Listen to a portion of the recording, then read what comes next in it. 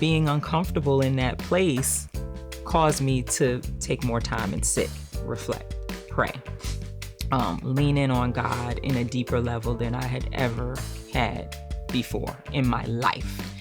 So with that, the pieces started to come together. It was kind of like one step at a time, one piece at a time, piece by piece. I was starting to see the path towards what I consider wholeness, right? I was starting to see the path towards really unveiling who I am, really recognizing, okay, Tanesha, who are you, right? Who are you? And the mask, and behind the mask, I had so many masks, right? I was the executive leader. I wanted to be super mom. I wanted to be, super wife. I wanted to be friend of the decade, right? All of the things, right? And so all of those masks, all of those capes that I was wearing, I started to slowly unveil, unearth. Yes, I am Tanesha. Yes, I am a mom. Yes, I love my work. I love what I do, but I'm in a space where I have to figure out, what does this look like next? And I had to be okay with being uncomfortable with not knowing what that next was going to be, but still moving anyway.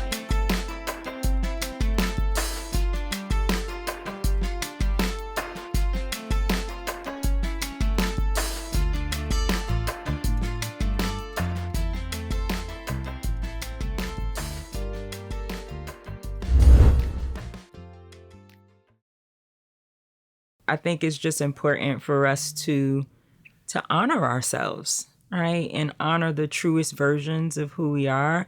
And that may mean that we are not meant to be in every environment and with everybody. Yes. Right? And so instead of trying to conform ourselves to fit into a particular place or space or group or whatever that might look like, what I'm finding is that when I'm operating in the truest authenticity of who I am, then I'm naturally, I think we talked about this, naturally attracting the people that value that, right? And value me for me being me. I could be serious, I could be goofy, and it's all good, right? I don't have to be performative. I could just be Tanesha, and it feels great because I'm not putting on a show. I'm not pressured to be anything other than me. Hello, everyone. For those of you who are new to my channel, welcome. And for those of you who are subscribed to Jay Speaks, thank you so much and welcome back. As you notice, my mission is my passion to bring to you all conversation topics that are positive, motivational, educational, and informational. Today, ladies and gentlemen, I'm so happy to be here with Tanesha Cameron-Cole, a child of God, a wife, a mother of 3 amazing sons, an executive leader, and entrepreneur.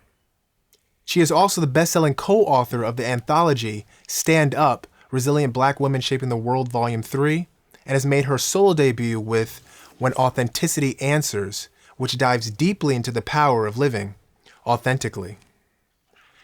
With Unapologetic Authenticity, Tanesha invites the reader into her internal battlefield, where she grapples with grief, shame, self-doubt, pride, ego, and faith, all the while managing the demands of being a wife, a mother, and her executive-level career. In this deeply personal account, Tanesha confronts the pressures of having to show up perfectly polished and having it all together, offering a judgment-free space for readers to explore who they are just as they are. Her book guides readers along a journey to embrace their jagged edges, triumph in their strengths, and learn to trade judgment for joy by honoring the truest parts of ourselves. Ladies and gentlemen, please sit back, relax, and most importantly, listen. And hopefully after today's episode, you understand for yourself that by drawing resilience and grace from her mother and unwavering strength from her father's example, for her father was a writer himself, Tanesha unapologetically creates spaces for authenticity for every facet of personal, professional, and daily life.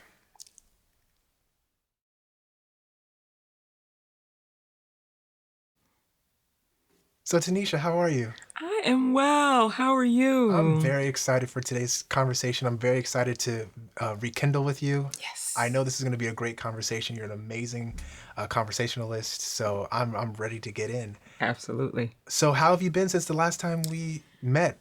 I know a I've lot has been transpired. I know you have stuff yes. to talk about. Sure, yes. So since the last time we met, I feel like life has turned upside down in the best of ways, right? The best of ways. I published not only the When Authenticity Answers book, which is my solo debut as not only the author but also a publisher, and then from responses from the book, I also published the journal. And so this has been an amazing journey of just exploration of authenticity, having true, real conversations with people that I come across in just day-to-day activities, but also through my work. I've also launched I call myself the anti-consultant consultant. So I launched a consulting firm working specifically with nonprofit leaders. So really amplifying the work of leadership and really engaging impact and action. So there's been a lot that has happened over the last year, and I'm really excited for us to get back together. Everything happens for a reason, so I know that this was meant to be the time and the season for us to have another conversation. Absolutely, absolutely. Yes, So yes. you also, so this is not your first book. This is your solo debut book. Yes, But before that, talk about, I think you wrote or co-authored a book called Stand Up, Yes. Resilient Black Women Shaping the World, Volume 3. Yes, yes. So that was my debut as a published author, as a co-author of that anthology. And it's an amazing compilation of 15 women of color, all stories and testimonies of faith. And so my chapter is actually the first chapter in that book. It's titled Behind the Mask. And that chapter was the precursor to When Authenticity Answers. So I am so grateful for that experience. I'm so grateful for Stand Up and how it launched my journey into authorship and really unearthed a lot of the initial reflections that I had that have led to where I am today in really serving as what I like to call an ambassador for authenticity in every way, shape, or form. So it's been an exciting ride for sure. So how did you get that opportunity to be a part of that anthology? So, believe it or not, one of my former colleagues back in New York, we worked together, and I can remember just like it was yesterday as we were working together, she was actually in the process of writing her first book, and I was just absolutely excited for her. She was kind of the first person kind of in my network that I knew to be an author that was actually working on it, and I could actually see her, her striving toward that goal.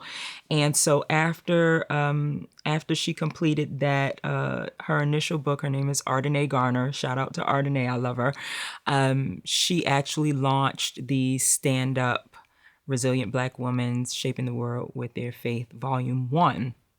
And I stayed in touch with her even after moving away from New York. And amazingly enough, one morning, I'm never the person that gets up and goes straight on social media. That's just not my thing. But I woke up, it was like 4 something in the morning, and I immediately went on Facebook. I don't know why, I just did.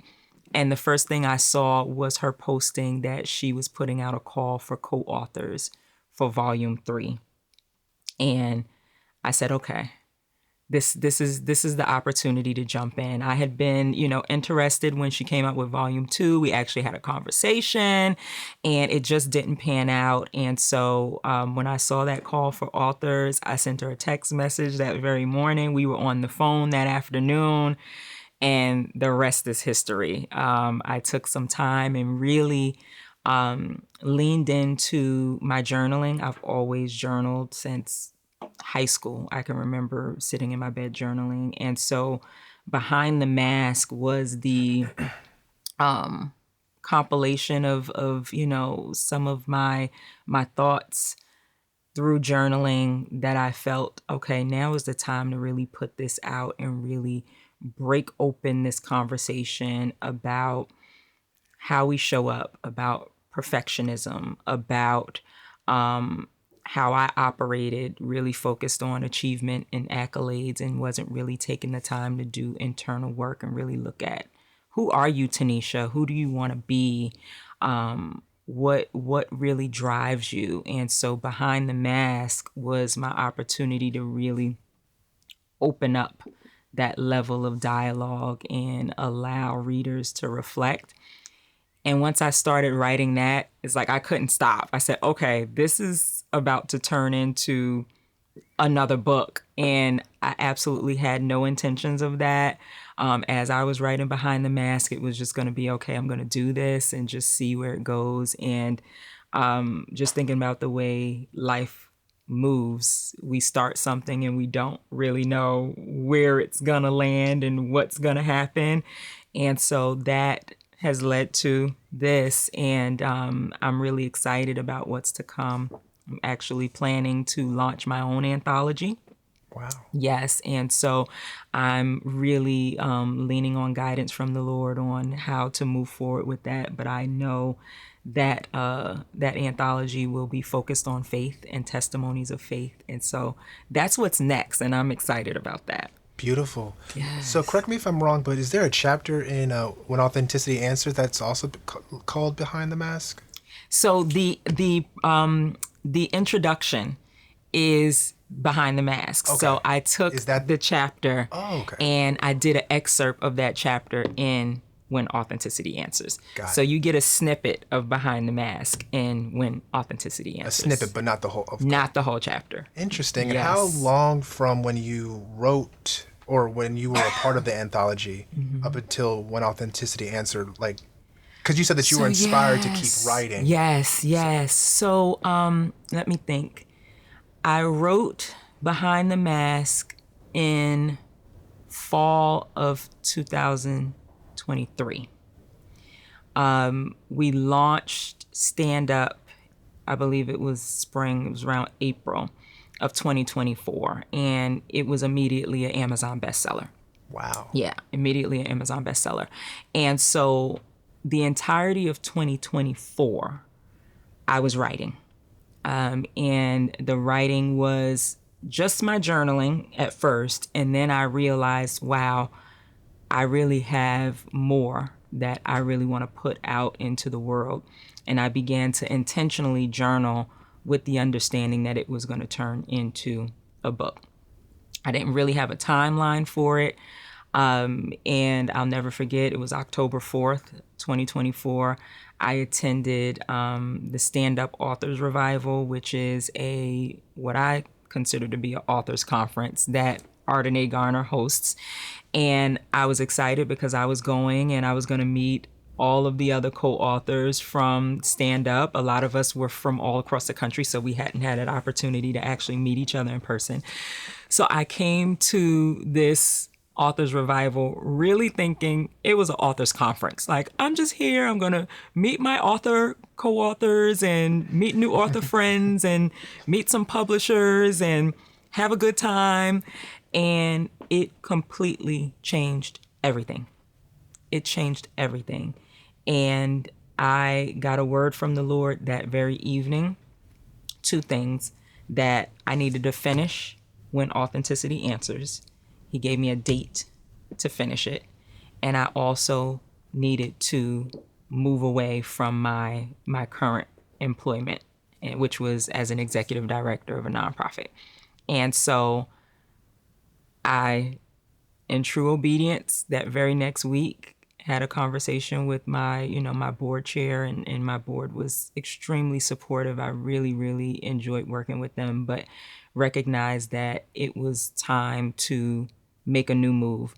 And I had no idea what that new move was going to be. I had no idea what my next steps were going to be, but I knew I needed to finish the book, and I knew I needed to move forward. So I wrote When Authenticity Answers for pretty much the entirety of 2024. And fun fact, I wrote about 95% of the book in a Google Doc from my phone. That's really? Yes. Yes. Wow. Yes. That's so interesting. Here's the thing. When I would open my laptop to attempt to write, I couldn't. It felt like work. So what I would do is wherever I was, if I had a moment or a thought, I could be, there were times where I was in the car line waiting to pick up my son, parked, and, something came over me, a thought came over me, experience came to mind, and I just pull out my phone. And I had a Google Doc that was just, readily, steadily open and just prepared for me to release as needed. I will also do videos to myself. So if I had a moment that I really couldn't write, I would just record a video of myself talking and then transcribe that later. And so I really use a very natural way of releasing and expressing and writing that I think comes through in the book, because I really wanted it to be authentic, right? And so I had to create the environments and the spaces for me to release what was inside of me that I felt was necessary to put in the book. And I had to do it in the most natural way, which was through my phone. So it's I think it's just every writer and author has their own method, and so that was my method, and I just appreciate the ways in which it came about, and love what I know to have been the impact from those who have read it, and recognize that it's here to really change lives and open up the doors for reflection around our most authentic selves, and what does that look like, and how can we honor that as we're evolving as humans, right? Thank you. Thank you so much. So going into the book. Yes. So I know that the whole premise of the book is you taking the reader into your internal battlefield where you grapple with grief, shame, self-doubt, pride, ego, and faith. Yes. You nailed it. Hey, I didn't finish it, but Yes. I got the gist. Yes. And I also read Yes. the back cover as well, too. Yes. But although all of those are feelings and emotions that we have all dealt with at some point of our lives, I truly believe that ego and pride are two that particularly stood out to me, because those two in particular, limit the typical human from stepping out on life. Their ego gets in their way, their pride gets, I don't want to fail in front of people. I don't want to seem, not educated in this. I don't want to start small. A lot of people don't start their entrepreneur journey because they don't want to start, their Instagram account with 3 followers. They don't want people to see that. Yes. So if you don't mind, please talk about those two in particular, ego and pride. Like, how did you overcome those emotions, those feelings in order to get to where you are today? So I agree with you that those two are critical pieces that we all need to explore.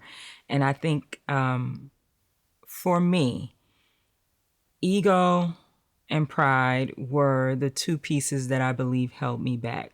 I erroneously believed that those were the things that were propelling me forward. Okay, I have degrees, I have these titles, I have a beautiful family, my life is great, and those things were true, and two things can be true at the same time. But I think the ego and the pride actually blocked and hindered advancement for me in understanding me. Yes. Right? So the ego and pride were kind of externally focused on advancement, on accolades, on achievement, on what society says success should look like. Those are all the external things.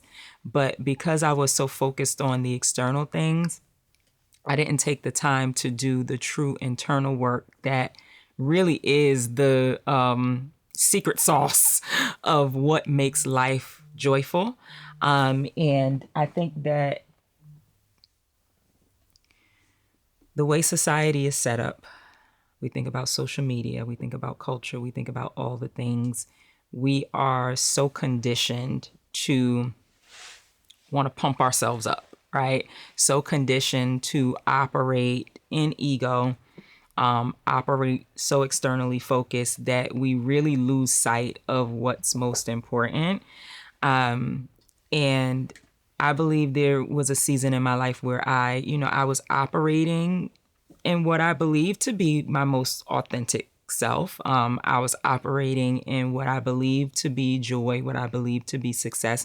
And I'm not discounting any of that. But when I let go of those things, and really the catalyst for that was really going through some really difficult trials and tribulations, both personally and professionally, that kind of stopped me in my tracks and really forced me to really go into a season of reflection. And when I went into that season of reflection, also leading up to writing Behind the Mask, that's when I really recognized, wow, you have operated almost in a silo. You don't feel comfortable asking for help. You don't feel comfortable leaning into the areas that you're not an expert in, right? I was always, and I consider myself to be ambitious. I don't shy away from new things, but it's kind of like you mentioned, I'm going to work on it in the background and quiet until I got it. And then the world can see I got it. And I realized that I was missing out on so much of what my community, what my village could help support me in, by really thinking that I had to do it on my own, in my own way, and I had to perfect it in this way before really allowing myself to experience newness. So pride and ego, I think, are hindrances for us. And it takes some time to really be able to break those things down, because they're not developed overnight. They're developed over seasons within our lives that we feel like we need to present in a way, project in a way. Just even our educational system is focused on achievement, awards, those things. So to be able to undo that takes quite a level of intention. And I really had to take that intentional time. I'd say the pandemic was kind of the impetus when we all had to kind of slow down, and I couldn't busy myself and distract myself with all the things. That was the start of recognizing the need for quiet space and time. I was always one of those people that if there's nothing to do, that means there's something that needs to be done, right? Sitting quietly and having nothing to do in my mind was like the roadmap for laziness. Yeah. And I had to unlearn those things. And I had to unlearn that actually sitting in quiet reflection is not doing nothing. It's a big, big, big, big, big something. And I started to do more of that. And that's what really started to help me learn to be more reflective about what was going on in that internal battlefield. And then recognize the gifts that I had in life, of people, of experiences, of opportunity to lean in different ways. And I slowly started to embrace those opportunities and recognize, oh, wow, like I don't have to have all the answers, right? I'm not the only brilliant brain in the room. I don't have to be the one that solves every problem. There are people, there are places, there are entities that I can lean into for that support. And it took the pressure valve off. And when I recognized and understood that that pressure valve could be released, it's almost kind of like I craved it even more. Like, okay, I can really operate in a much more peaceful place if I recognize that I don't have to show up in this way. I don't have to posture in this way. I don't have to solely rely on myself. Wow, this feels good. I want more of this. And so I incrementally started to take the opportunities to unpack what was behind my ego, what was behind my pride that stopped me from opening up in different ways. And the more I began to open up, I would get that in response. And it opened up this level of just genuine conversation, deeper levels of humanness that I didn't experience before. And it was absolutely beautiful, and I wanted more of it. And so I started to really be intentional about checking myself in those moments of pride and ego, where do I really want to ask for help? Yeah, you need to ask for help. It'll be okay. It's okay. You can use your discernment on who to ask for help, but absolutely it's okay to do that. So piece by piece. Absolutely. Yeah. So how I break down ego, earth guide only, or earthly guide only, man-made accolades. What's man-made or mankind put this on you? This is what's important. Go, go, go, hustle, hustle, hustle. The American dream. Also, you talked about, you talked about slowing down.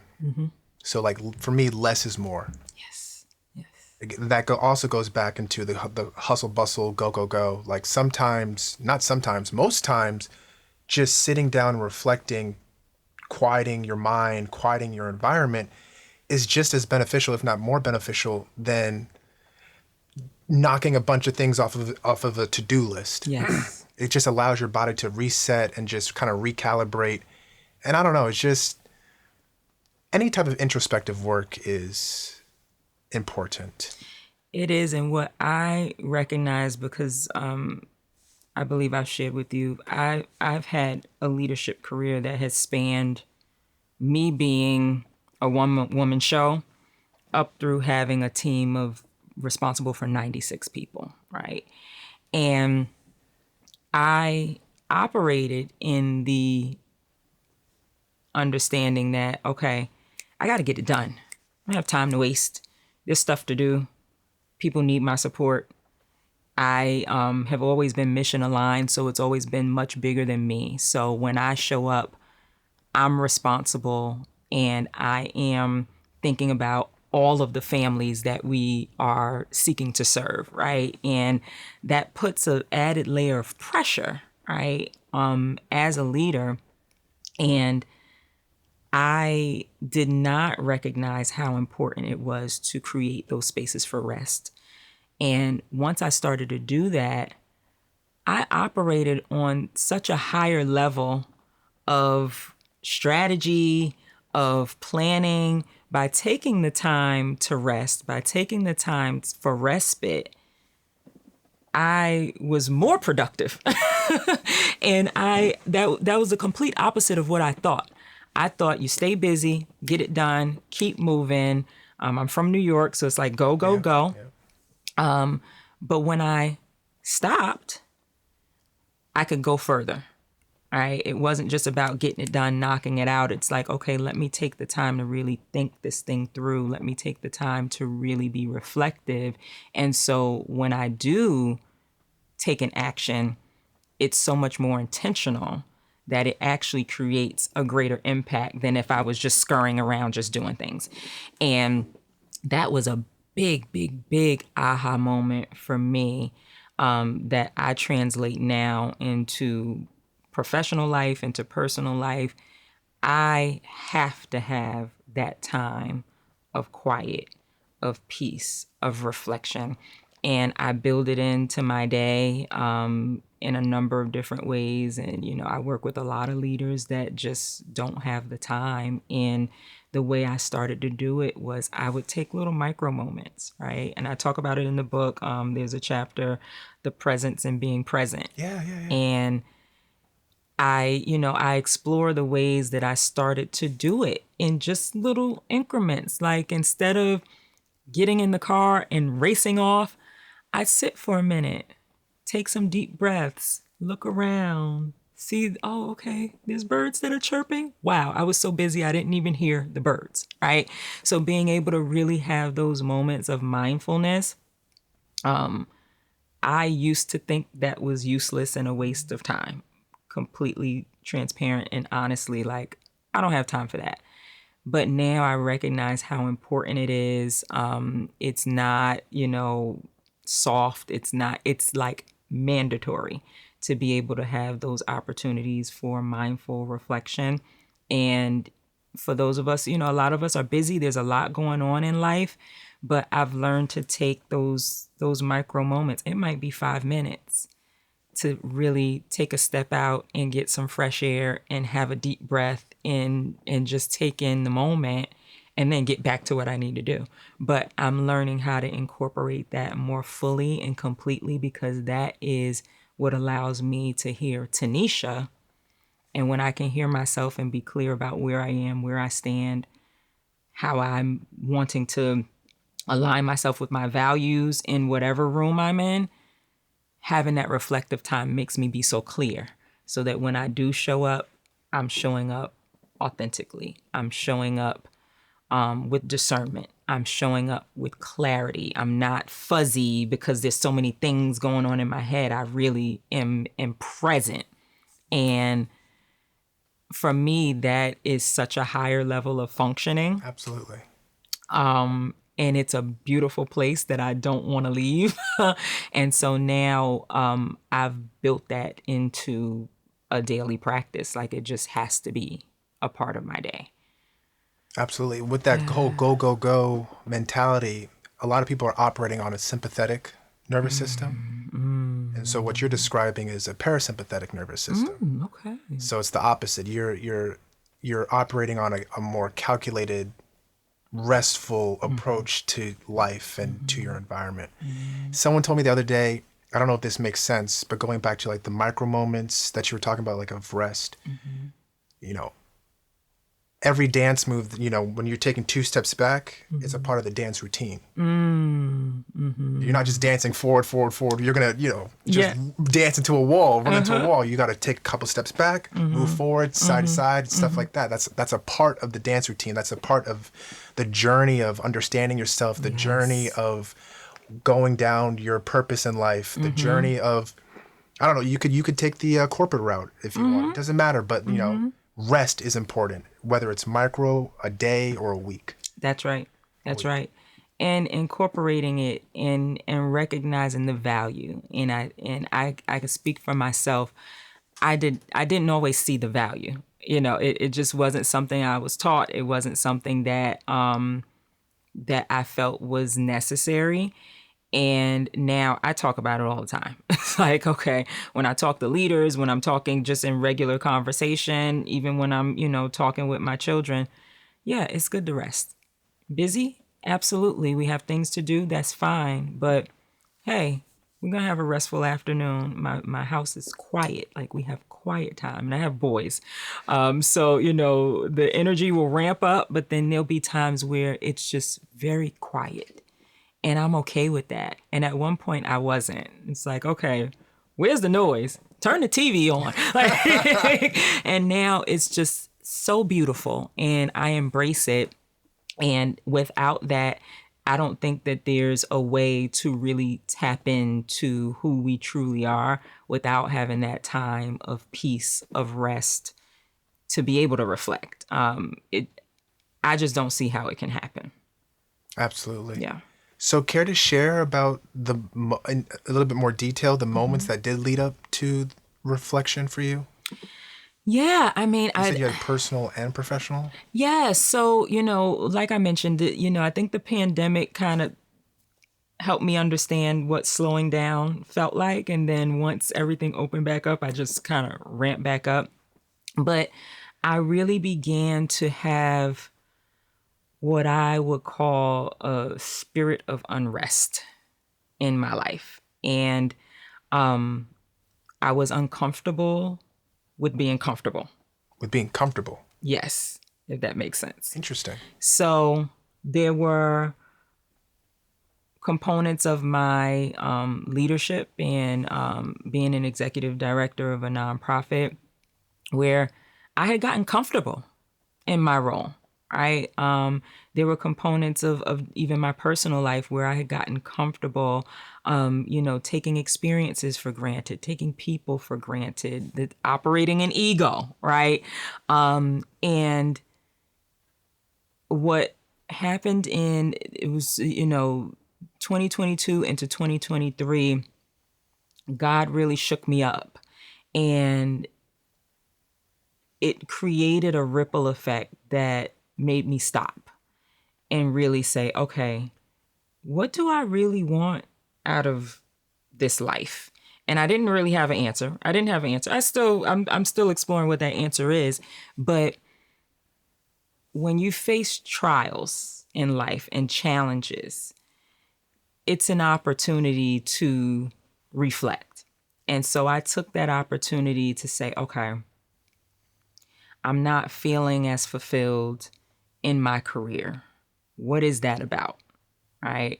Instead of just pushing through, continuing to go because I had the job I loved, I had reached the title that I aimed for.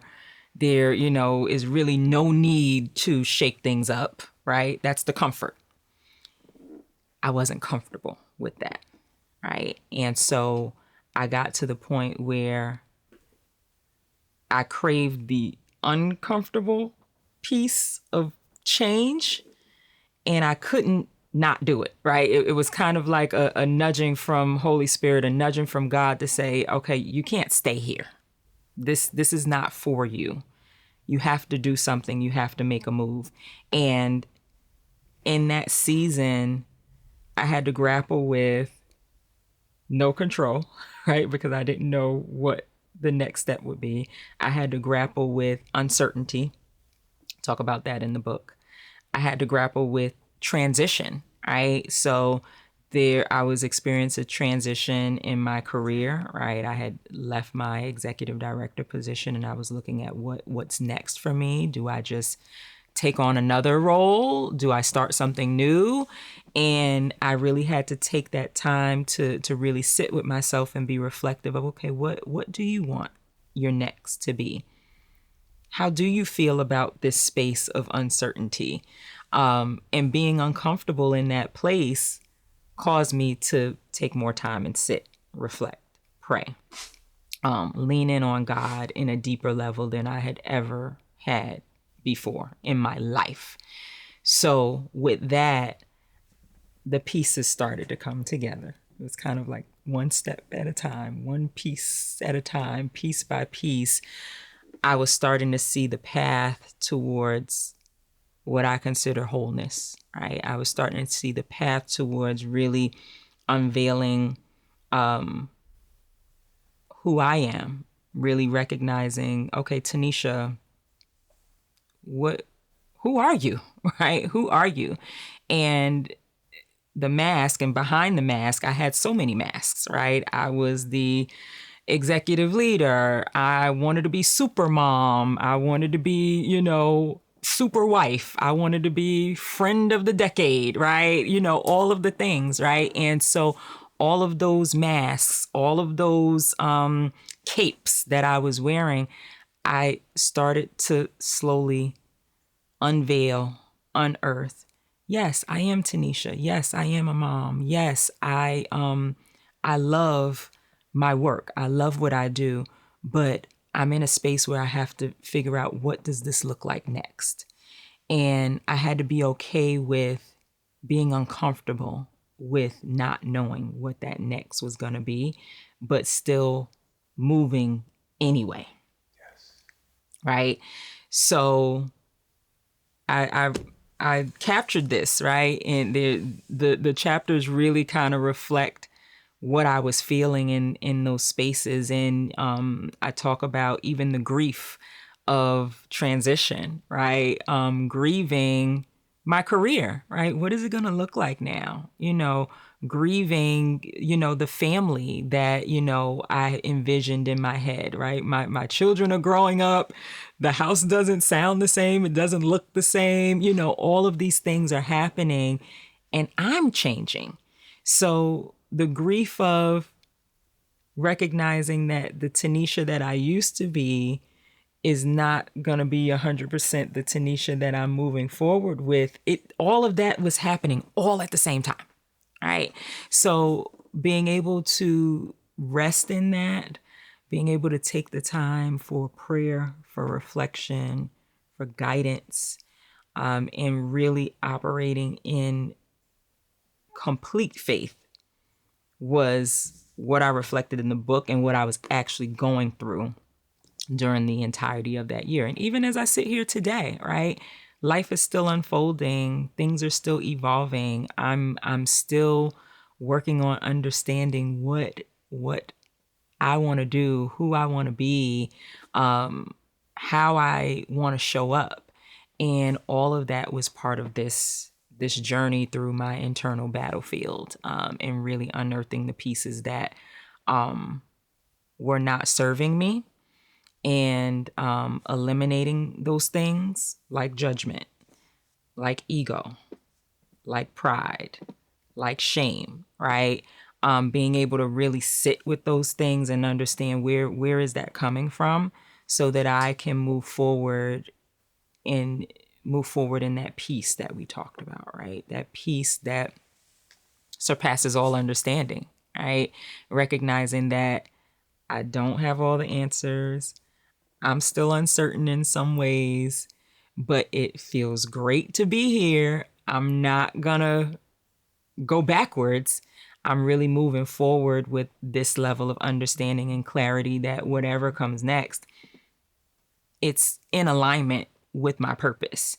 And I don't have to know what it is. I've kind of relinquished that control. And it also is another layer of alleviating that pressure valve to feel like I have to have all the answers and I need to know what's next. No, I really don't. But what I do need to do is continue to take that one step forward. What I will do is continue to operate in integrity. What I will do is I'm going to show up, right? And I'm going to show up as Tanesha. And if I do those things, then everything will follow that's supposed to follow. And the environments that I'm supposed to be in, I will show up there. The people that I'm supposed to interact with, I will. The places that I'm not supposed to be, I won't. Right. And so it's a complete opposite of how my mindset operated before. And it solely is the byproduct of really taking that time of reflection, of quiet, of listening and being in true relationship and connection with God that has got me to this point. And it's almost kind of like once you get there, there's no turning back. So it's like, okay, here we are. I'm on the ride. Let's go. Let's go. And here we are. So correct me if I'm wrong, but as you talked about your journey to get to where you are now, I noticed that you didn't mention too much of, any family helping you or like a therapist or something like that. My question to you is, what gave you the strength to go on this journey more or less alone with God, but more or less alone? I feel as though discovering our authentic self is something that is hard as is. And then to choose to want to deal with those emotions and those feelings alone, I mean, that's pretty admirable. Yeah. But if I am wrong, maybe you did have No. So they're definitely, so I think the beauty of it is there's a balance, right? So I have always, I'm a people person. I love people. I've historically had a lot of friends, great relationships, wonderful family, huge support. And during this period, there was a balance of both. And there's actually a chapter in the book. It's titled "People Power: The Village is Real," right? And that is my salute to my village, right? So I did have a great deal of support during this journey. What I learned was how to activate that support and how to quiet it, right? So there were times where I needed to really sit with myself and take that internal time. And I didn't need to hear anyone else's voices. I didn't need to hear anyone else's opinion. I didn't need to get guidance from anyone else but the Lord. And I was able to balance that with having those moments of joy with my friends. I mentioned it, there were my day ones, I call them. This is my core group of friends that we've been friends for, since high school, and they are my rock. I also have wonderful line sisters that are, my sorority sisters, but they truly are a godsend to me. And then my mom, you've met my mom. My mom and my sister, I have strong support systems, and a lot of my support are not here locally, right? But what happened during this period of time was I started to meet and engage with women that I met, whether it might have been a networking event, or I have a great friend that we met at the nail salon, right? And these women helped create a buffer for me as I was going through this period of reflection and understanding, and just my life feeling like it was being turned inside out and upside down. I didn't understand what was going on. And we would have, walks in the park. We would have spa days, right? So I absolutely did not do this alone. Absolutely did not. But what I did learn was the beauty of being able to hear myself, but then also engage in those relationships that I know were serving me, and also eliminate some relationships that didn't. So the two chapters that are back to back, one is no longer on sale, right? And that's about eliminating the relationships that didn't serve me. And then that chapter is followed by People Power: The Village is So Real. And that's a salute to the people that were my anchor and my support system as I went through this journey in this period of time. So it's a both and. It's not an either or. And I feel so blessed to have those, my hardcore group, and then also these women who have come into my life along the way, that have just kind of sprinkled in joy in moments where I wasn't clear, gave me an opportunity to laugh on days where I didn't want to even get out of the bed, right? So I needed both.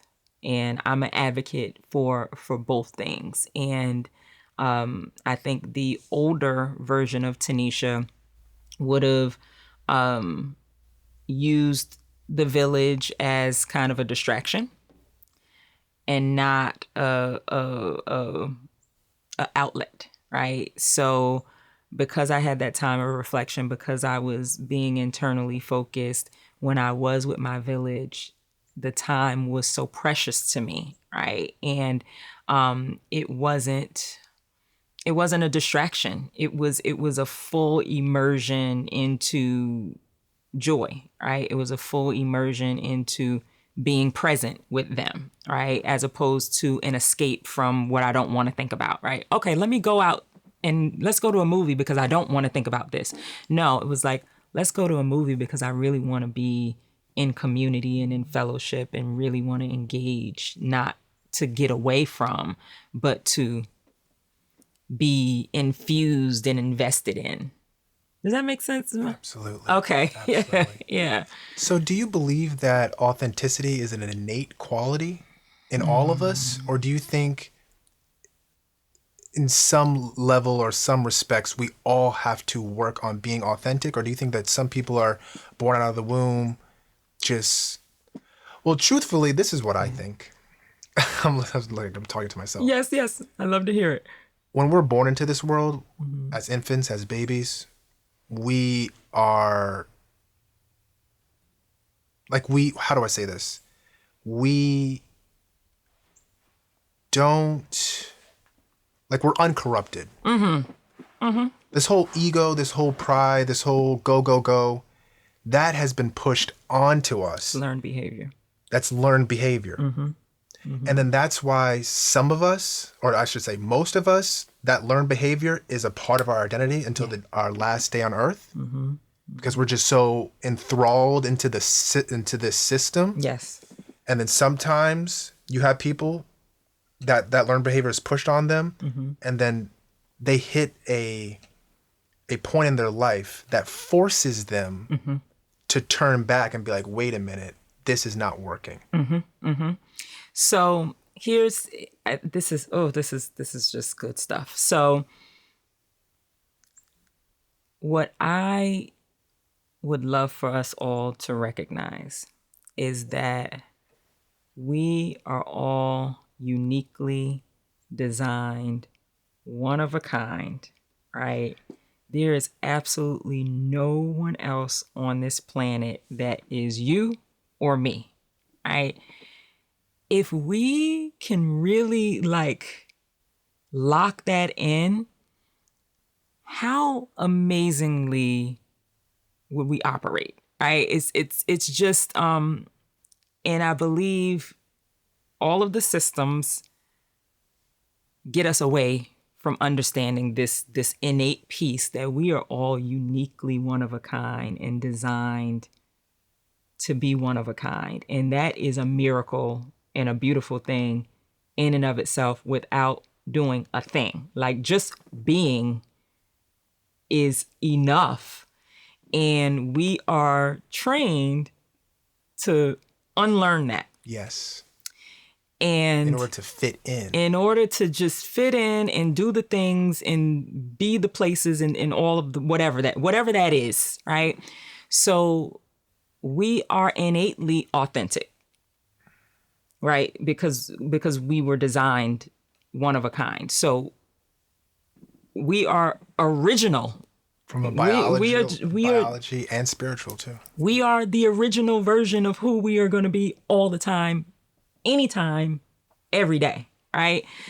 What the intentional piece is because of all the systems and all of the things that we've been trained, all the learned behaviors, we have to intentionally choose to show up as that one-of-a-kind person that we innately are, right? So I think the systems tell us, you need to do this, you need to talk like this, you need to look like this, you need to be this. Social media tells us, this is what life should look like, this is what the family should look like, this is what success looks like, this is. What we have to be intentional about, which is the hard part, is forget what this is, forget what the system says. I am, and the I am, that's it. There's nothing else to the I am, period. That's it. And if we can operate in the I am, that's where the intentional authenticity shows up, right? And it has to be intentional, right? Because there's so much that we've been taught to play the part, wear the mask, show up this way.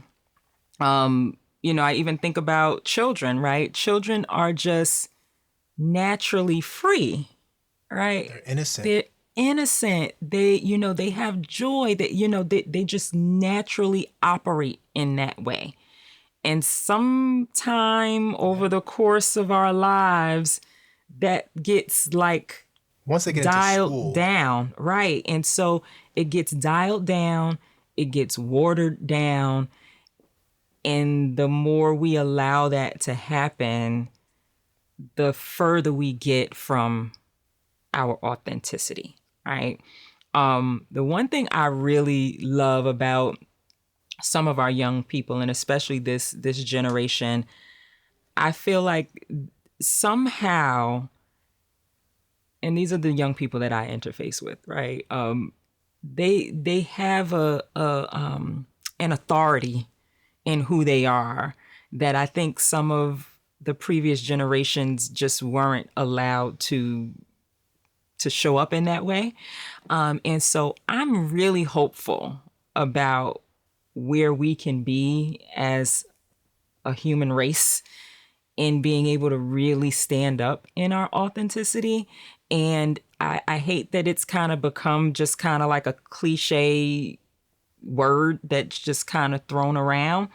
But I really want us to just fully operate in the understanding that, oh my gosh, I am the only Tanesha on this planet. Like, when you really think about that, like, it's mind-blowing if we can operate from that space. And it's not ego, right? It's not ego. It's a knowing, and it's a being, and it's an understanding that is in complete alignment with our natural purpose, with our spiritual understanding. And if we can operate in that way and really align ourselves in that understanding, oh my goodness, this whole world would be different, right? So it's a both and, to go back to your question.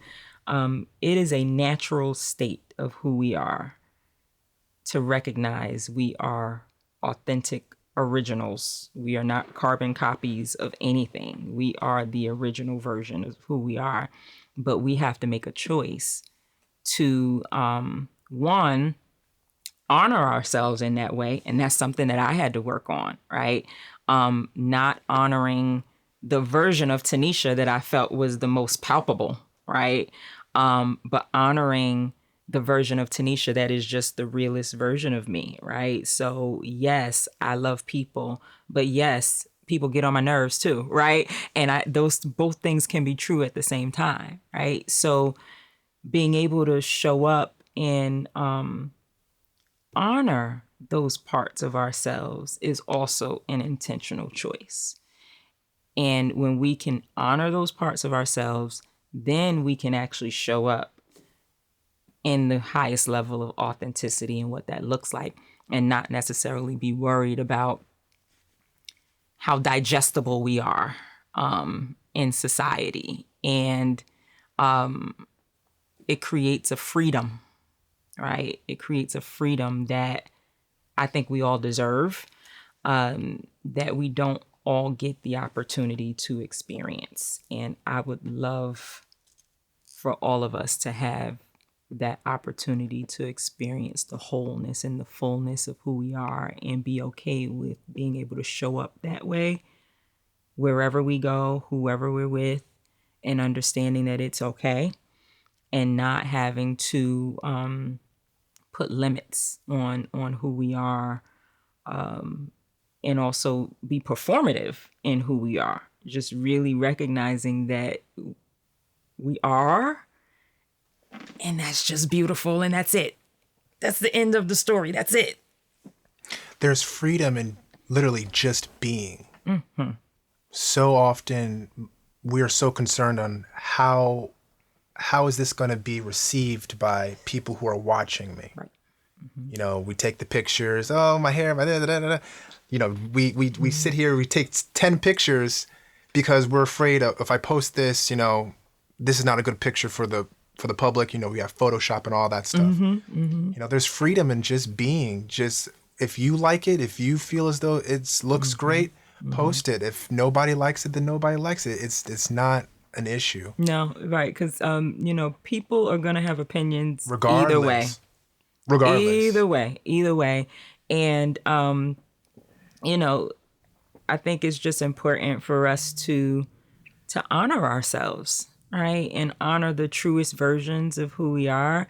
And that may mean that we are not meant to be in every environment and with everybody. Yes. Right. And so instead of trying to conform ourselves to fit into a particular place or space or group or whatever that might look like, what I'm finding is that when I'm operating in the truest authenticity of who I am, then I'm naturally, I think we talked about this, naturally attracting the people that value that, right? And value me for me being me. I could, I could be serious, I could be goofy, and it's all good, right? I don't have to be performative. I could just be Tanesha, and it feels great because I'm not putting on a show. I'm not pressured to be anything other than me. And so when I learn to operate like that, the people I've been around change. You know what I mean? It's really like, hey, I feel comfortable here. I feel good in this space. I feel good in this company. So now I know what that feels like. And so when I don't feel that, I'm sorry, you're not my people. Maybe you're somebody else's people, but you're not my people. Maybe this place is good for somebody else, but this is not good for me. And that allows me to be in complete alignment with who I am instead of having to fit. I'm now immersed in I'm naturally finding the true fit instead of forcing a fit. Right. And that's just beautiful. I don't know how many times I've said beautiful in this in this time, but that's just what it feels like. And I think that's another piece in terms of the intentionality in understanding our authenticity, is that when we can operate in that honor of who we are and in the originality of who we are and how we show up and what that looks like, and be open enough to want to share that with others, the right people show up, right? And the right environment show up. And for me, when I got to that place where I was uncomfortable in the comfort, right? That was kind of the discerning moment that, okay, this doesn't fit anymore. I'm trying to force something to fit that doesn't fit. And so now I need to reevaluate everything, literally everything, so that I can now be in alignment in a way that naturally fits. It's not a force fit. Absolutely. Yeah. So what advice could you share? Because you kind of hinted on this.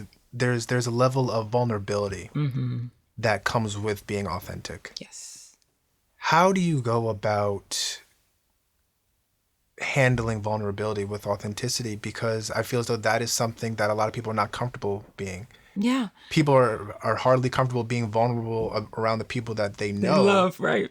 Let alone being vulnerable to the world. I can definitely see that being something that causes people to pump the brakes on living in their authentic life. So. Yes. It is not a one size fits all overnight thing. I think for me, I grew up I was born and raised in Brooklyn. You don't trust anybody. You keep your cards close to your chest. You are always thinking about worst case scenario, right? And that was learned behavior, right? Because it is the opposite of what my natural state is. I'm naturally drawn to people. I'm naturally optimistic. I'm naturally engaged and trusting. But that learned behavior made me not want to do that. And that did close the door to being, the most vulnerable version of myself. And that's not something that we can just, walk in a room and just, spill my life story. I'm not saying that. But what I would offer and challenge us is also creating maybe some of those micro moments, right? So one of the examples I use, and I talk with my sons about this all the time, is sometimes we have autopilot answers to things. Oh, how you doing? I'm good, right? Autopilot answer, right? It just comes right off. Can we really take a moment to have a moment, and how am I really feeling?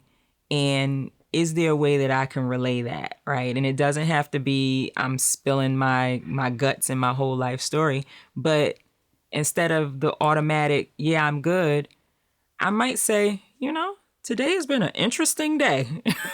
Right? And that doesn't mean that I'm being distrustful. I might be discerning with how much of my interesting day I care to share, depending on who I'm talking to. But I'm not going to put on a facade that everything's great if it's not. You know what I mean? So I think sometimes it's taking some of those micro moments to open up in a little bit of a different way than we normally would. And when I started to do that, I started to get that in response from the people that I was talking to. So it could be a stranger that I, got introduced to in networking, and we're sitting and having coffee. And by me saying, oh, this week was a rough one, it actually opened the door for them to say, oh my gosh, this week was crazy for me too. And then the conversation got deeper, right? So this is going back to, let's open the door for, something below the surface. And so I took those minor things and kind of replaced some of my autopilot with like really what was really happening in my head in that moment, right? Coming to a meeting, hey, how was everyone's morning? It was great, right? Ooh, I'm a little tired this morning, y'all. I didn't get the right amount of sleep. Oh my gosh, I'm tired too. Like small things. I'm not out here saying that, I'm going around and telling all my business and all, like, no, but there are small moments where we can really be in true alignment with how we're feeling and what's going on, that open up that door for a deeper level of connection with people. And I think those are the ways that, at least for me, it was almost kind of, I was piloting, what would this feel like if I really say what I'm really thinking, right? What would this feel like if I took the filter off? Maybe not 100%, but maybe I took 50% of my filter off in this conversation. Let me see what that would feel like, look like, sound like. And when I would do it, it just opened up so much. And it's funny because it translated over, right? So when we think about kind of being performative, right? Being filtered and, cookie cutter and picture perfect, right? Those things, what I learned, hindered me from having a deeper connection with people. And I truly believe that spanned connection personally and professionally, right? So now when I show up and I'm being unfiltered to whatever degree I feel comfortable with in that environment, right? But I'm coming in and I'm being more authentic, I'm being more real. I've gotten, new relationships like that, with friends, deeper relationships with people that I've known for years. And I'm like, wow, I didn't really know you, right? Now I'm understanding you on a deeper level. This is cool. But even professionally, I've gotten, contracts and expansion of network from really being real, right? So I realized that I was putting this veil on in my conversations that kind of just cut the conversation, right? It didn't allow for anything more, anything deeper. And so it cut off a layer of engagement that I could have been benefiting from, just in my life, but also in my profession. So now I can't operate any other way. I see the benefits of it, right? Not only for me, but for the people that I'm engaging with, not only for my personal life, but for my career. So it's kind of spanned the gamut of amplified impact, right? And so now those micro moments have led to that being kind of my normal mode of operation. If I'm feeling great, oh my gosh, I'm feeling amazing this morning. How about you? But also opening the door for someone else to, share if they're not, right? And sometimes it's very simple little things that we can say or share that just open up that opportunity for someone else. I totally agree. You honestly took a couple of my follow-up questions. Okay. But I do have one statement that I would like to make. Yes. For those watching, I understand that being authentic or living an authentic life can be daunting for most. But people have to understand, living a facade, having a performative personality, cookie cutter, all that takes more energy. Absolutely. To uphold. Oh, yes. Than just to be authentic. That's like putting regular gas in a Lamborghini. We're all Lamborghinis, we're all Ferraris, we're all luxury vehicles in our own right. The Lamborghini will drive. Don't get me wrong, it will drive, but eventually it will break down. Like it's not sustainable. No. It's not sustainable. But that goes back again to what we were talking about. We have been influenced by this learned behavior and operating from it for so long that it feels normal. Yes. And that's the kicker. Just because it feels normal, just because you've been doing it your whole life, doesn't mean it's the right thing to do. Right. Yeah.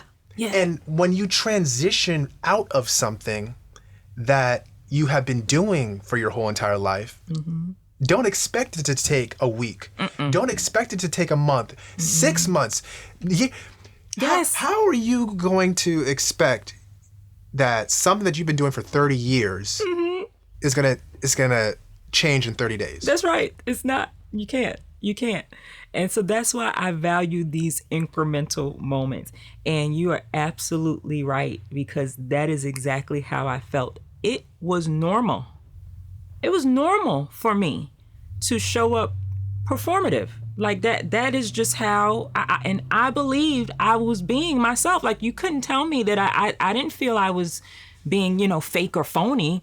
I was being Tanesha, but it was a different version. It was a different layer. It was kind of a, if we think about a dial, right? Instead of being kind of like 100% authentic, I was at like 40% steady and feeling great. Right? You know what I mean? Unless I was with my, inner circle, I could tell the difference, right? But I felt fine. I felt fine. So I think you're right. There comes a point where it's going to happen one way or another. Life is going to shake you up so much that you have to, or you begin to see the value in reflection that allows you to do that. You mentioned therapy. I had a therapist as well during this time. So one way or another, whether it's a jolt shake, which for me, that's what it was. I got like rocked, right? So either you're going to get rocked, or there is some level of understanding or awareness that sparks that need to do something differently. And that's the scary part, because I think a lot of us, and I'm sure those who are viewing right now will feel like, I'm being myself. I'm myself, right? I'm not being anyone other than me. And my challenges and my question is it the fullest version of yourself, right? I had a speaking engagement last end of last year, and I had I had them laughing because I said, we don't want the watery version, right, of who we are, like the watery Kool-Aid, or, the watered down sweet tea where the ice has melted. Like, a lot of us are operating like that in the watery version of who we are. The fullest, most authentic version of ourselves is that potent version, right? And so my challenge and my question is, are you operating watery in that, watered down version of yourself, or are you being completely potent? And a lot of us don't want to take the time to reflect and really take an internal inventory on how we're really showing up. We don't want to do that because that feels like too much. We might have to go back too far. It feels like it's too deep. For me, I had all of these thoughts. Got to think back too far. It's too deep. I don't have time, right? All of those things were excuses for me to distract myself from really looking at, okay, how are you really showing up, Tanesha, right? So it takes courage to get to a place where we can evaluate and take the time with no one else but ourselves. So this is where that solo time is important, because no one else can tell you how authentic you're being, right? We have to take that inventory within ourselves to be able to say, okay, how am I showing up? And is this the way I really want to show up? Or am I feeling like I have to show up this way? Or am I feeling like I need to filter the way I'm showing up because of X, Y, Z? What does that really look like? A lot of us don't take the time to really do that exploration. And so for me, I got rocked into that exploration. So I didn't walk into this willingly and openly, let me explore myself, because I thought I was fine, right? So it, for me, was an unveiling and an unfolding incrementally over time. So just like you said, it took 40 years for me to get this way, right? So I'm okay with the fact that some of what I have to unlearn is going to take quite some time to unlearn. And I'm still unlearning things, right? I'm still reflecting on things. I'm still going back and thinking about kind of historically, what made me think like this? What makes me desire this? Like, what is that about? What is the root behind underneath all of these things? So it is a process. It's a journey. It is not a sprint. It's a marathon. And I truly believe that the other piece that I cannot leave out is grace. We have to give ourselves the grace to be able to explore that and not judge ourselves for past experiences, past behaviors, but really taking an opportunity to say, okay, this is what was, this is how I was. We talked about newness, right? I want to operate in a way that is new to me, but is still the epitome of me being me.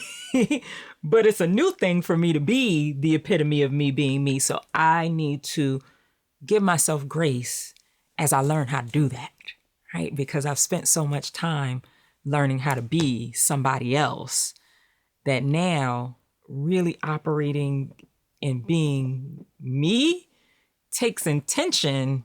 And I have to be okay with, hey, I'm learning what that looks like.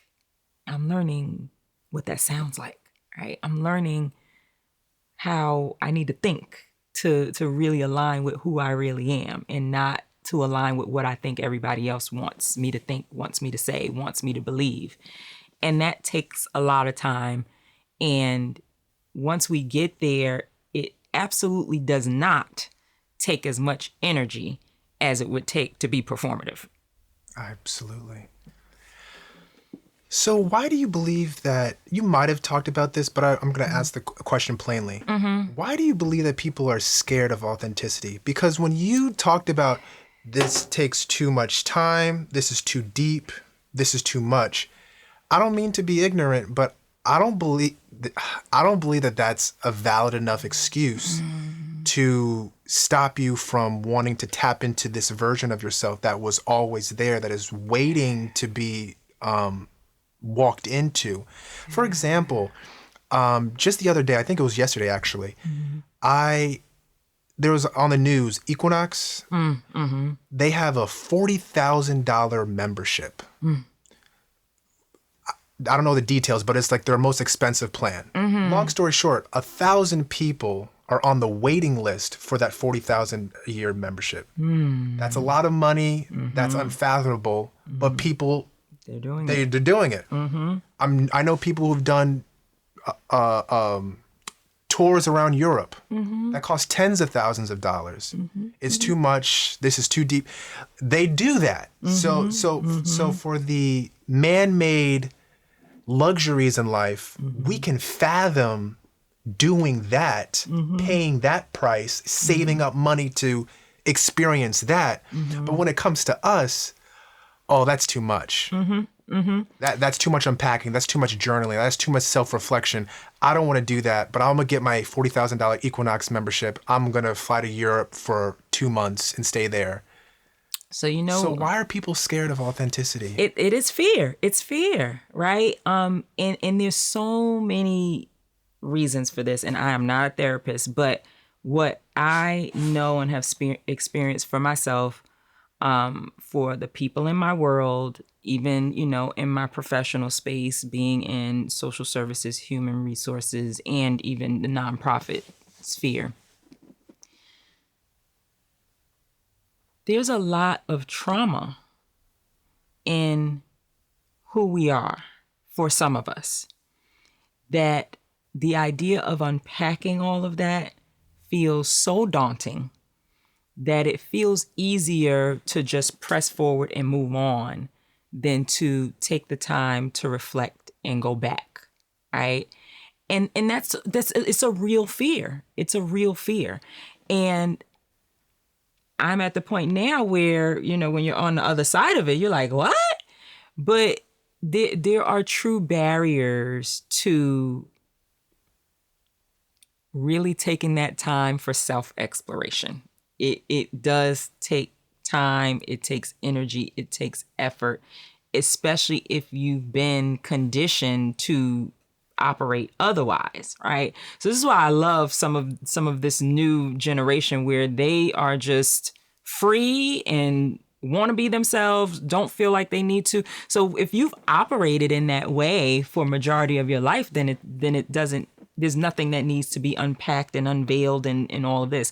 But if you've operated in a place and space where you have been trained, taught, conditioned to show up a certain way, to be performative in a certain way, to discount your own feelings for those of others, to dishonor yourself, to be a people pleaser, or, whatever that might look like, it takes work to unpack that.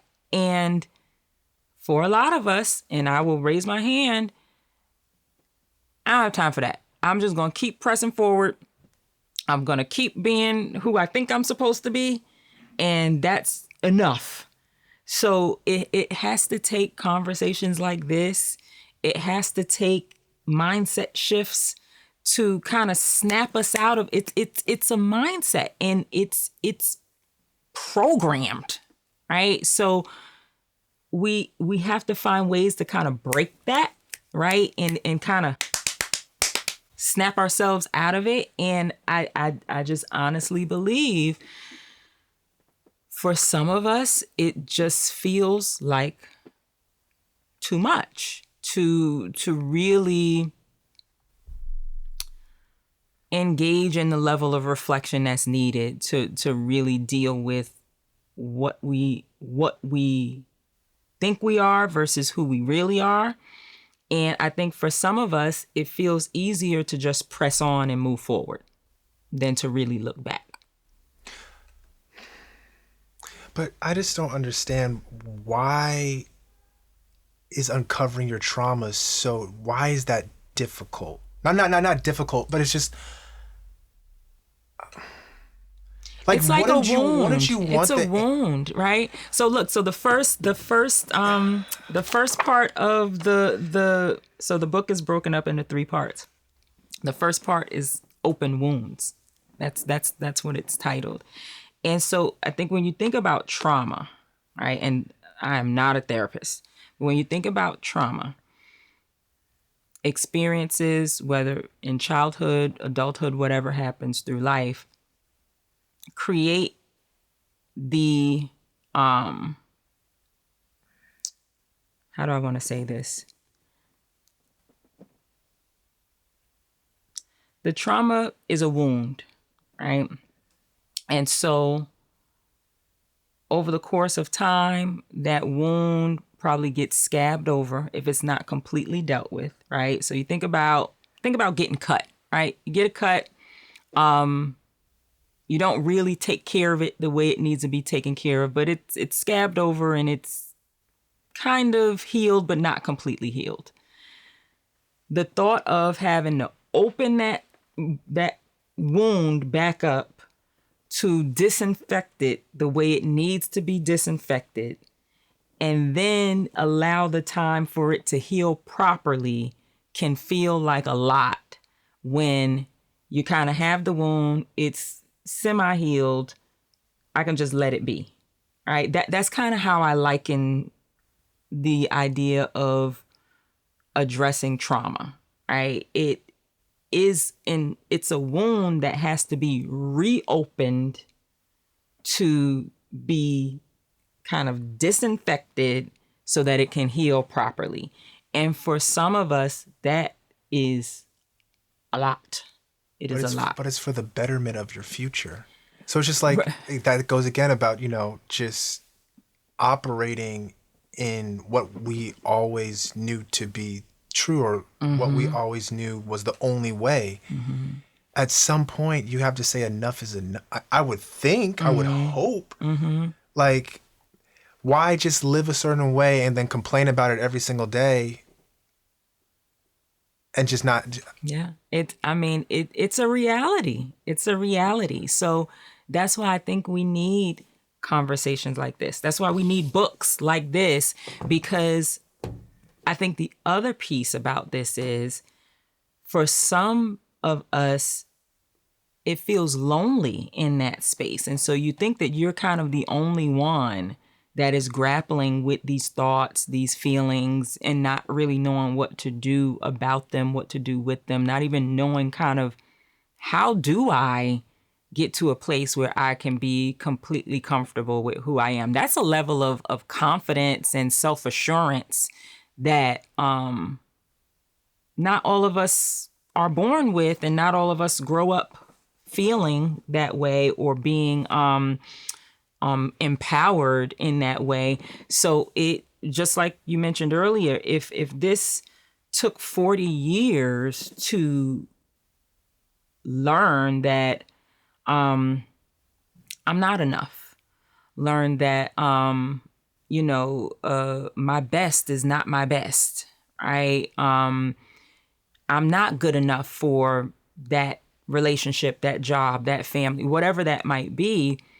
Those things are limiting beliefs that actually have to be dealt with, and there's so many ways that we can choose not to, right?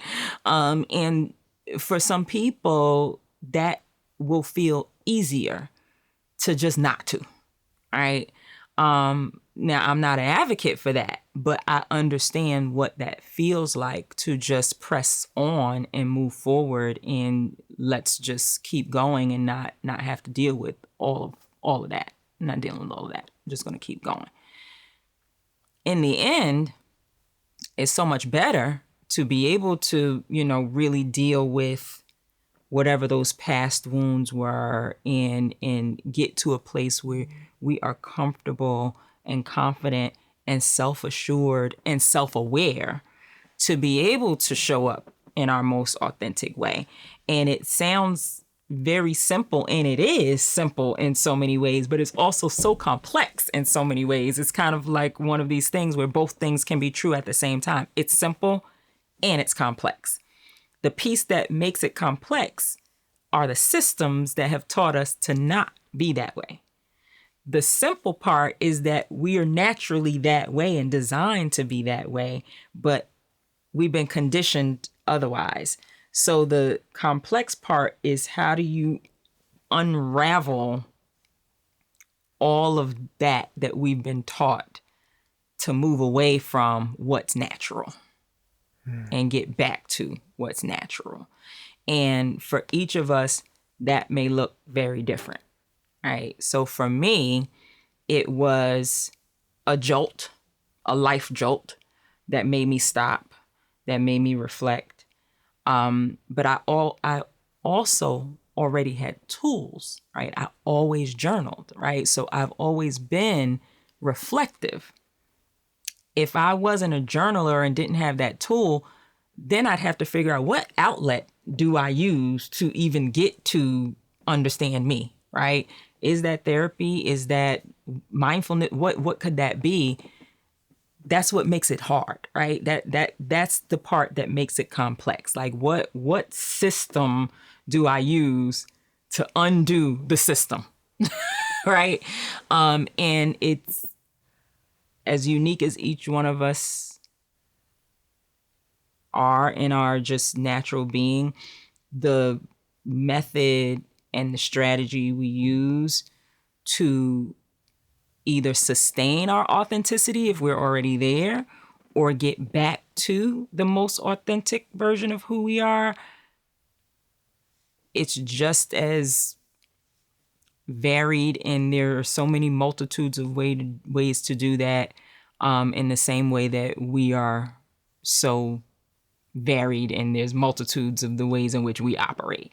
So my solution to that is taking time for reflection, taking time for awareness, and allowing us the space and holding the space to recognize that, okay, you're not the only one that's questioning your authenticity. You're not the only one that may recognize that you're not operating in your full authenticity everywhere you are. And what I try to give in the book are examples of kind of what it looks like, right? So I'm too busy to think about this, right? That might make someone who really believes that they're fine stop and say, wait a minute. What am I distracting myself from by being so busy and being involved in 5 volunteer activities and 3 boards and, sports mom and all the things, right? So what I wanted to do was give people an opportunity to see themselves, and then allow them the opportunity to reflect on themselves. So every chapter has questions baked into the entire chapter. Every chapter has my own personal experiences, reflections, so that, a reader could potentially see themselves in some of my limiting beliefs and some of the ways that I was operating. And my hope is that it snaps us out of autopilot, if even for 20 minutes, right? To think about something a little differently. And could those 20 minutes plant a seed that could then make us think about things a little bit deeper? And that might be the next day, that might be the next year, right? But I believe I'm planting seeds in this book of exploration and reflection, and really trying to get us to a place where we are taking the time with ourselves to honor ourselves in a way where it feels natural and comfortable, and you get to a place where, why not? What? I don't get it. That's where we all need to be. We're not all there. But when you do get to that place where I don't know any other way to be, that's like the goal. That's the goal. And that is my hope for the readers of this book. And then that's why the journal accompanies it too, because sometimes we just need a little bit more reflection. And a lot of times we don't even know where to start, what to ask ourselves. And so having some guided reflection gives us an opportunity to take that time to recognize how amazing we are, to give ourselves the grace to change if we need to change, or to reinforce the things that we know to be true about ourselves so that we continue operating that way. Right. So have you ever felt pressured to compromise your authenticity? Oh my, yes, yes. I think now that I'm in this new place, Yeah. I think our authenticity is being challenged all the time, right? Just as we've been talking about, just in the systems that we operate in. So I've been in, even I'll use a professional experience for this, but I've been in rooms where I might be the only woman of color at the table, and I have to question, okay, if I say this in this way, how will it be received? Right? If I acknowledge this microaggression in this space, what will that mean for future opportunity, right? All of these things. And we all have been, I'm sure, have had experiences where we have to make a judgment call in that moment of how we want to decide to show up, right? And so there have been times where I have been in circumstances where I've remained quiet and I've been silent where I should have spoken up. And speaking up would have been operating in the truest version of my authenticity, right? There's a chapter in here, Finding My Voice, right? And I talk about two facets of my life. Becoming a mom just opened up a new level of authenticity for me, in the ways that I show up and want to show up for my sons.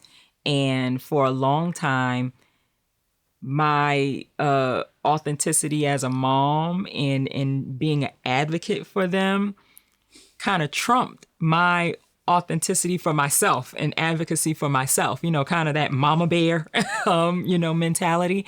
And being the truest version of myself for them actually opened up a lane of me recognizing where I wasn't being as authentic as I could be for myself, right? And in spaces that didn't include them or involve them. And so it created this opportunity for me to kind of see the difference and say, oh, okay, well, if you can do that when you are in the school meeting with the principal talking about the injustices that you're seeing in the school, then you can have that same conversation in that board meeting about the injustices you're seeing in community or in the team or in the organization. The same things can happen in both places, right? So once again, it takes an unfolding, right? And it takes a level of self-assuredness, not ego, confidence, not ego, to be able to operate in that way without fear of what the repercussions might be to be authentic and to show up in that way, right? It's a level of freedom, right? It's a level of freedom that I think a lot of us don't realize we have access to, and that it is a birthright for us to operate in that way because we've been trained, taught, conditioned not to, and to believe that, and to fear the consequences of what it will look like if we don't. So it is a authenticity is a revolutionary move, right? That shouldn't be revolutionary at all. It should be innate. But to operate in that way in every space, there will be consequences and there will be casualties in that operation. And we all have to get to the place where we're okay with that. And so I've gotten to the place where I'm okay with that. I'm okay with that, because if I'm in a space that I can't, then that means that's not the space that I'm supposed to be, right? If I'm in a room where I feel like I have to dull myself down or I have to filter myself in a way that feels incomplete, then this is not where I need to be. And this is not who I want to expend my energy on or with. And that takes a level of courage and the elimination of fear to be able to operate that way. And I'm not saying that as though that's something that can be done easily or lightly based on a number of factors and circumstances, right? So it is a privilege to be able to operate without fear, without courage. It shouldn't be, right? It should be a natural state of being. But the reality is, for a lot of us, it is a privilege to be able to operate and choose where we want to be, how we want to be, how we want to show up. And we have to be able to navigate those two truths at the same time. My hope, goal, wish, desire for all of us as humans is to be able to get to a space where we can operate in that freedom regardless, right? And that be the baseline status quo and not a privileged way of operation. It is the basic operation. How we get there is the question. It takes intentionality. Intentionality.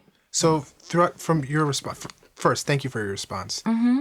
You talked about, living life void of fear or trying to live life void of fear and a bunch of other stuff. Mm-hmm. But what I want to ask is, how has your approach to living an authentic life changed? Because I feel as though living authentically is a journey. Mm-hmm. And how you start your journey is not necessarily where you are, because we're not ending our journey right now. But, you grow, you evolve, yes. This works, this doesn't work. Mm-hmm. So how has your approach to living authentically changed? Yeah, so I think it really has been, like I mentioned before, in increments, right? So like I said, if you talked to me 10 years ago, I would have said, hey, I'm Tanesha all day, every day. There's nothing different, right? I'm me. But the start was the awareness of the different versions of me that were showing up in different places, right? So that was the start, right? In recognizing, okay, I'm a little bit different when I'm over here. And that doesn't feel like I'm really being 100% myself. But when I'm over here, this feels great. And I know that I'm being me and I feel it, right? So the first part was that awareness, right? Feels a little bit different. Something feels a little bit off when I'm here or when I'm saying this or when I'm doing this. It doesn't feel as much in alignment. So after having that initial kind of awareness piece of how I was being performative and different in different spaces, that's when I began to take more time for reflection. All right. So as I said, I always journaled, and journaling was my outlet to really, I call it talking to myself, with myself, about myself. Like it's just like the epitome of me, and me. Right. And so with my journaling, I was, I would always openly kind of explore, like, what was I feeling in that time? What was that about? What, so it was starting to bring myself to a place of awareness and then deeper exploration, right? And then from that exploration, I feel like I kind of stalled there. Like, I see it. I recognize it. Am I ready to do anything about it right now? Not really, because it's working for me, right? This life is working. There's nothing bad or wrong happening. So if it's not broke, don't fix it, kind of thing. I see it. Maybe I'll try, but it's working, right? And then it got to the point where I was spending more time in reflection. This is pandemic time. Like, okay, slow it on down. Oh, wow.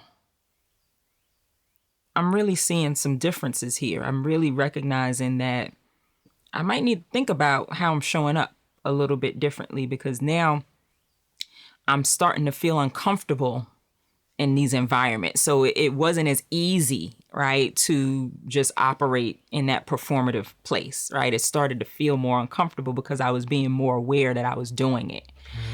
So once I started leaning more on the reflection, that's when I started to recognize, maybe I need to think about this and do something a little different. Started to change my environments, right? Started to change the people I was around. Started to realize, oh, okay, this feels good. This doesn't. This feels aligned. I feel tense here, right? I feel like I'm trying too hard in this space. I feel like I have to, ramp myself up in a different way when I'm in this company. I don't really like that. Right. So as I started to become more aware and really start to explore what I was really experiencing in real life every day, then I started to get to the point where I started testing out these kind of these micro moments of, what if I really say what I'm really thinking and not just say what I know somebody wants to hear? Let me see what happens with that. And as I started to do it more, I started to recognize, one, it felt good to not be performative. That was the first thing. Two, it also opened up this new layer, and I recognized how surface I was operating in pretty much, I'd say, more than half of my interactions, right? Aside from my real core people, were very surface level interactions. They weren't getting to know me. I wasn't getting to know them. And that was just, that was just where I stood. But being able to really have those micro moments of realness, of real humanness, of this is what's really happening. I liked what I was getting. I liked how I was feeling. I liked how I was learning and exploring and deepening relationships. And that was when the switch kind of flipped. And I realized, wow, it's a very powerful place to be, to just really operate as me, right? It was a unlocking of a door for me that I didn't even know was closed, right? It was kind of like a veil, right? A mask, right? You're like a haze, right? And then you get that clarity, and it's like, oh wow, now that I can really see. I liken it probably to folks who wear glasses, right? You don't have your glasses on, things look a little fuzzy. You put the glasses on, you're like, oh my goodness. That's how it felt. And as I started to recognize that, I did it more, right? Opened up more, allowed for vulnerability more. And I built confidence in recognizing that it wasn't a weakness to be able to be vulnerable and be open. It actually was another version of like a superpower. Like I feel more powerful being able to sit across from you and say, I'm not having a good day. I'm not happy about my situation, right? That felt powerful to me. And once I unlocked that door and that haze was cleared up, it kind of was like a no turning back situation where it's like, okay, I want to operate like this all the time. And this feels right. It feels good. It feels me. And I don't want to do anything else now. And I don't want to be in environments that cause me to feel like I need to be different. I want to just be me. And that is where I am now. And it is an evolution. It's not a, I've arrived. It's not a I've arrived. It's I'm evolving and I'm learning, and with new experiences, with new life circumstances, I show up how I need to show up as me, right? And my authentic response and the authentic version of me today might look a little bit different in a couple of years, and that's okay too, right? There's some pieces that are gonna remain, but as life moves on and we journey, I'm expecting that I'll get even more potent, right? And less watered down in how I approach life in general, and not just the people, the circumstances, but even just how I think and, what I believe and what I value has also evolved and been strengthened as I have been on this authenticity journey. I totally agree. What I took from that is ignorance is bliss, but awareness is intentionality, or it takes intentionality and takes effort. And it can be powerful if you tap into that. Very, very, very. So what is your definition of success? And how has that definition changed from prior to your authentic, or living an authentic life, to now? So my former definition of success was very much tied to achievement, right? It was very much tied to doing the things, right? So the doing instead of the being was what that was my measurement of success, right? What have I achieved? What do I have? What have I done? How have I impacted others, right? That was my measure of success. Today, success looks like peace, right? And joy, right? Success is deepening my relationship with God. And it is a level of peace is the first word that comes to my mind in terms of where I feel, and my understanding of success is just a level of peace that surpasses all understanding is successful to me, right? And to be able to operate in joy, right? So I think I used to mix up joy and happiness, right? And someone shared a quote with me. Happiness is determined by what happens. Joy is from within, right? And so now my understanding, my definition of success also includes not happiness but joy, right? Which is internal, and joy extends beyond circumstances, right? So success is, peace, joy, love, relationship with God, all wrapped up into this human earthly experience that is really not tied to achievement or accolades or any of those things, because those things are fleeting, right? So success is really about the things that remain, that are constant within us internally. And so that's where peace, joy, love, true relationship is what success looks like for me today. Thank you, Tanesha.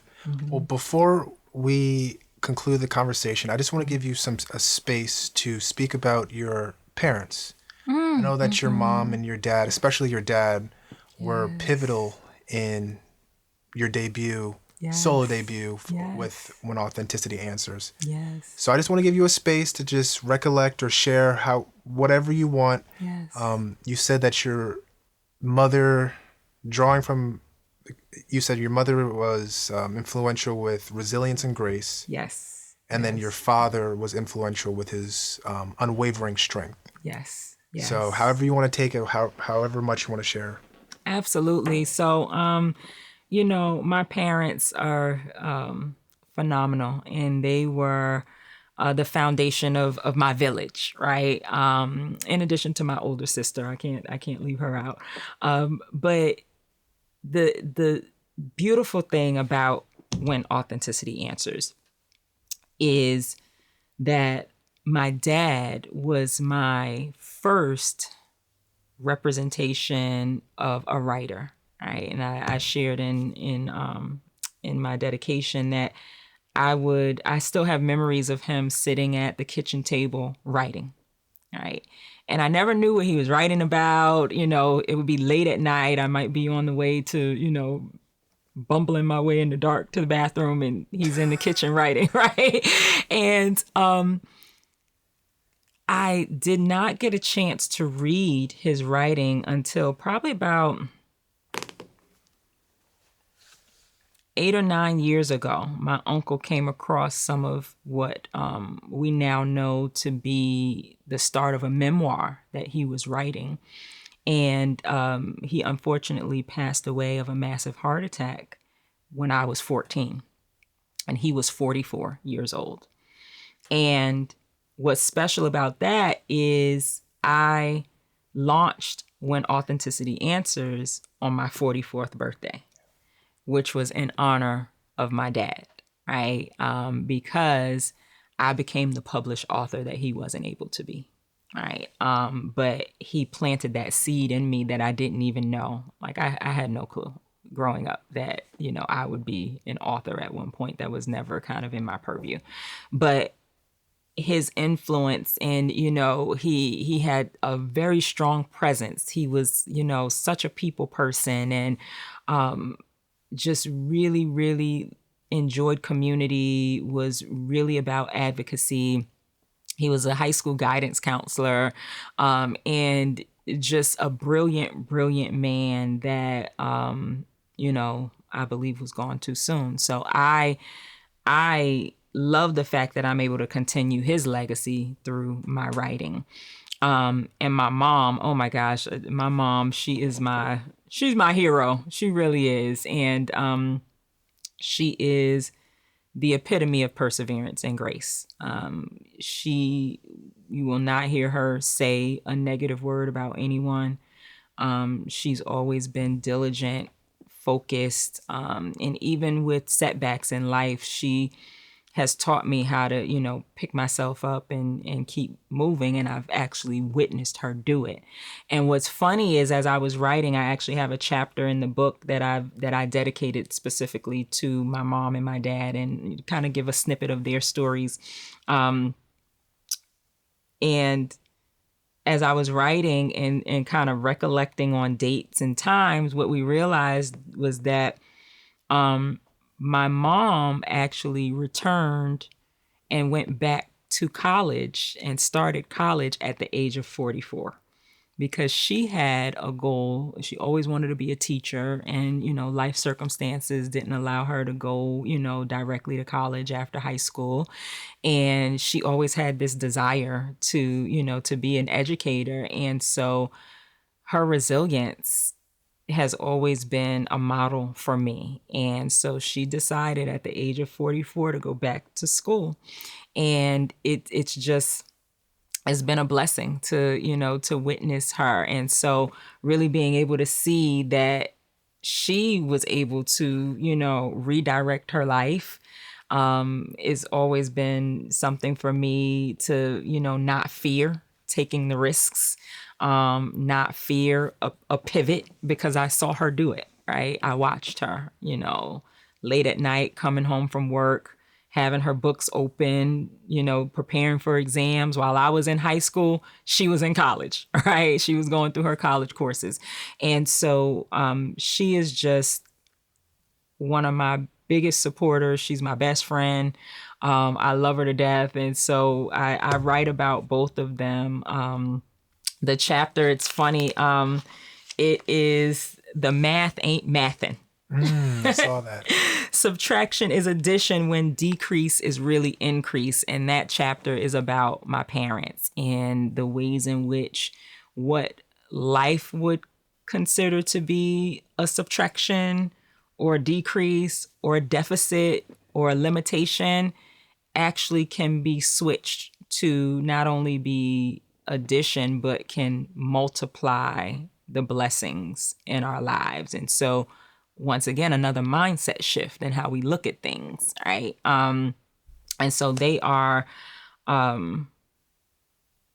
just very special to me, foundational to who I am, foundational to my ability to be authentic, is because I had a foundation of love. I always knew I was loved. I never had to question that. And so being able to, grow up, focused on achievement, but also knowing that, I am who I am, and who I am is special and unique, comes from the foundation that they set. Beautiful. Yeah. Curious, do you have a favorite excerpt or a paragraph or two within the book that you would like to read? If not, that's not. Yeah. Let's see. So the intro is always part of my favorite. Let me see if I can find something really quickly for you. Hold on. Let's see.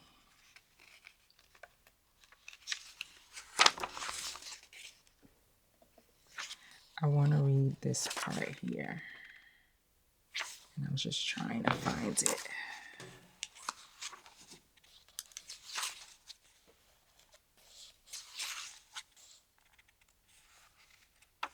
Oh, John, now I'm not going to find the part that I want to find. I want to read one piece. Okay. So this is the end of the first chapter. And one of the quotes that I love in the book is, life is beautifully complicated, and so is being who we truly are. Right. And this is my hope for the readers, that within these pages, hiding is no longer the norm. This is where I stop caring about what it looks like to other people and how they will respond. This is the place where I feel safe enough to rest in being imperfect and still love who I am. This is where I judge myself less and trust myself more. This is where I finally realize the only judge that matters is God. And so this is my my invitation. As you read, I invite you to come into this place with me, set aside the day-to-day, and take your cape off. No superpowers are needed here. You already have what you need, which is inside of you. I hope as you read, the most authentic parts of you begin to speak up. Each chapter is designed to hold space for you to reflect along with me. Let this be a commercial break moment where you can read and take a moment to ask yourself questions, reflect, and take the time you need for deeper reflections. Take it slow, be patient with me and my words, and together we're taking off our capes and removing our masks. It's safe to do that here. There will be lots of questions and lots of reflection. And as you read, give yourself the space and time to listen and allow authenticity to speak to you and for you. So that is my invitation to my readers. Beautiful, beautiful. Thank you so much for sharing. Yes. Well, any lasting comments before we officially end that you'd like to leave the audience with? Sure, yes. I definitely encourage and welcome everyone to, grab their copy of When Authenticity Answers. It is available on Amazon. It also is available on my website, which is authenticityanswers.com. There's ebook versions, hardcover, paperback, for whatever version you enjoy, and then also grab the journal to really take an extended time to reflect. I have a newsletter that you can subscribe to on my website, and I will be launching an anthology coming up in 2026, and that will be focused on testimonies and stories of faith. It will be titled Faith Remembers. And so I am actually having an open call now for co-authors. So if anyone is interested in, being a part of an anthology, maybe you have never written before, or maybe you are a seasoned writer and, have an experience that could bless someone else, then I would love to hear from you. All of my contact information is available on my website. So once again, authenticityanswers.com. Awesome. Well, Yes. Tanesha, this was a wonderful interview, a wonderful rekindling. Yes. I don't, of course, remember 100% our first encounter, our 1st conversation, but I can guarantee that this was great. Yes.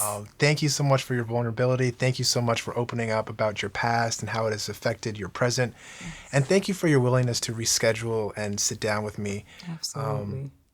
Although that might seem like a no-brainer, but life gets in the way. People don't want to, but you were willing. You said, the hard drive broke. I understand that. Can we reschedule? Yes. And I'm glad that we were able to, because I truly believe that our lives are preordained. And maybe with this equipment and my newfound audience, this will reach people that probably would have missed it if we posted it sooner. So Yes. I'm wishing the best for this episode and the best traction towards you, and keep going. Yeah. I said it in the beginning before our interview started, but you are a great writer. Thank you. Very great writer, easy to Thank read, you. just easy to, you're approachable.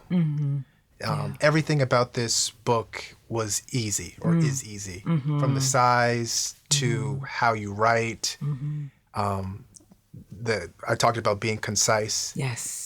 Everything. So Yes. I don't know if the anthology is going to follow this, but if it doesn't, it doesn't. If it doesn't, it doesn't. That's okay. Each book has its own personality. Yes. But one thing's for sure, keep writing. Thank you. And I appreciate the opportunity to come back and have a great conversation. And I'm a firm believer that everything happens in its time, in its season. So this was supposed to happen. And it's going to happen. Yes. I love it. Yes. Well, thank you. Thank you. Thank you as well. All right.